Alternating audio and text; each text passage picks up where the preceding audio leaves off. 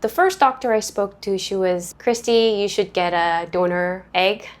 You have no chance at getting pregnant with your own egg. You hear it all the time that you have a biological clock ticking, but I just never imagined that I would fall into that category.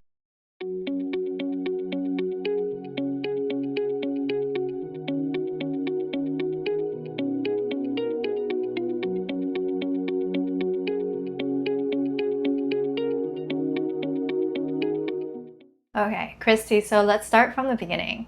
How did you get started with the whole IVF journey? Oof, that's a loaded question. When I turned 35, this is right after Kevin and I had done our big trip across the world. It was always on our list. So we were delaying getting kids, but we always knew we wanted kids. So when I turned 35, that's when we began. And we tried naturally for a year. In Canada, you need to show that you've tried before you actually can get tested. So we did that, but then we didn't get pregnant. I didn't get pregnant. And when I got tested as I turned 36, that's when I learned that I have an unusually low AMH score. It's basically a hormone that determines your ovarian age. The lower the number, the lower the reserve. And mine came back at 0.01, which is what they called premature ovarian insufficiency. The first doctor I spoke to, she was basically, Christy, you should get a donor egg.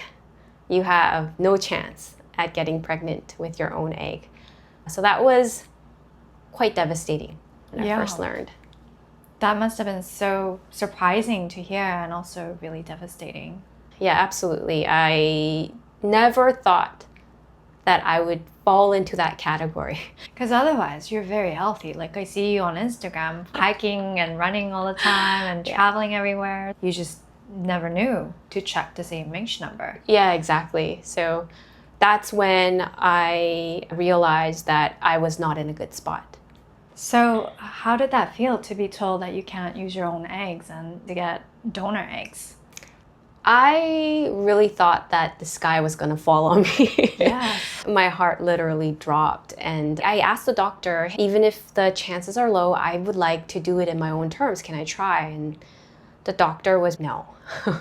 Save your money, was her response. And I actually, at that point in time, I was looking at donor eggs, but I just felt like I didn't give it enough of a fight.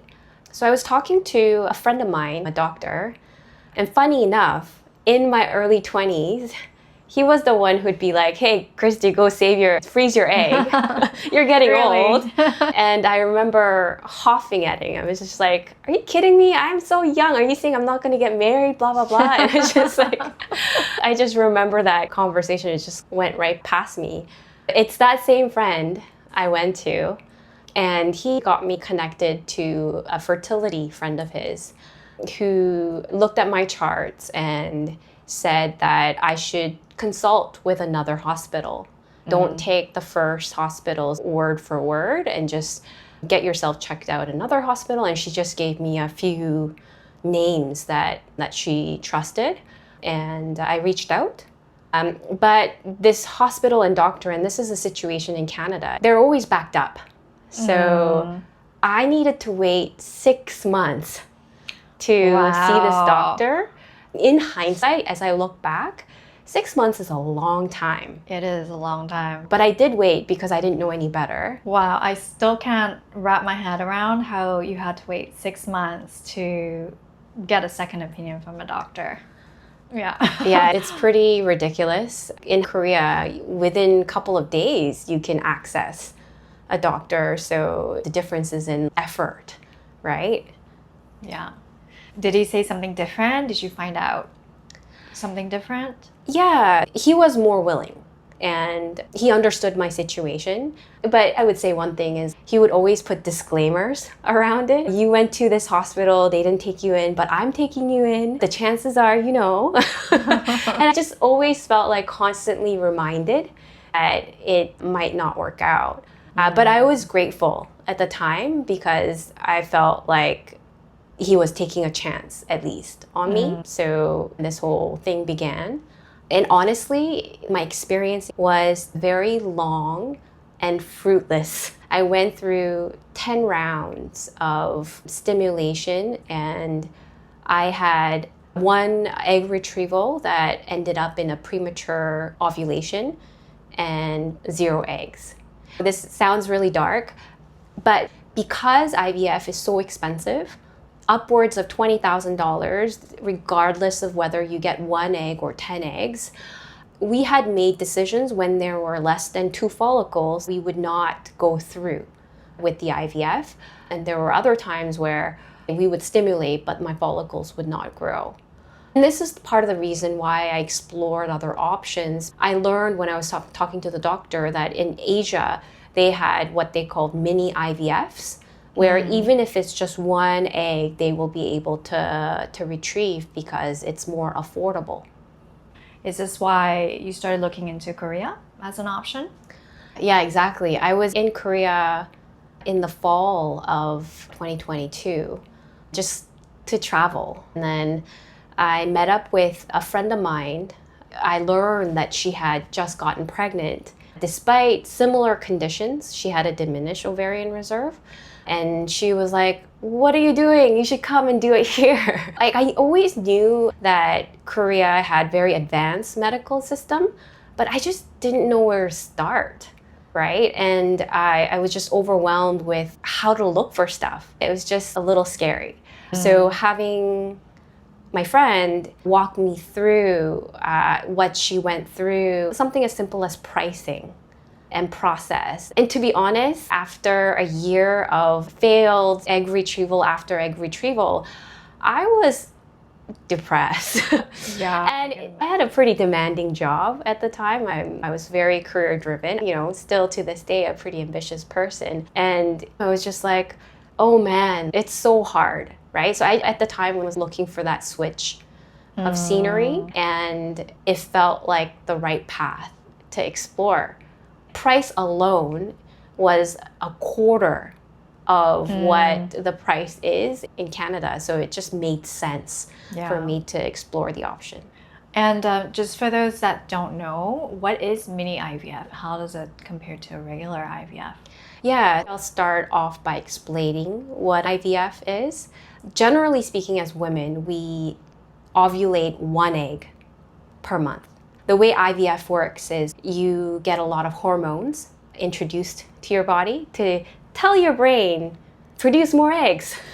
So instead of producing 1, women can produce 5, 10, 15, 20. It really depends on your ovarian age. So that's how IVF stimulates your body so that those eggs can be matched up with the sperm, fertilize it, and put it back in your body. That's how it works. But with someone like me, whose ovarian reserve is very low, it doesn't matter how much you stimulate. The body cannot produce what you don't have.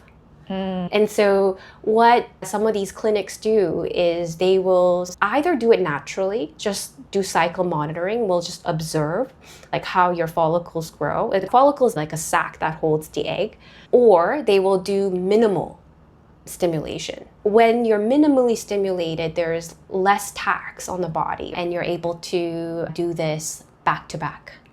So is this something that's not offered in North America?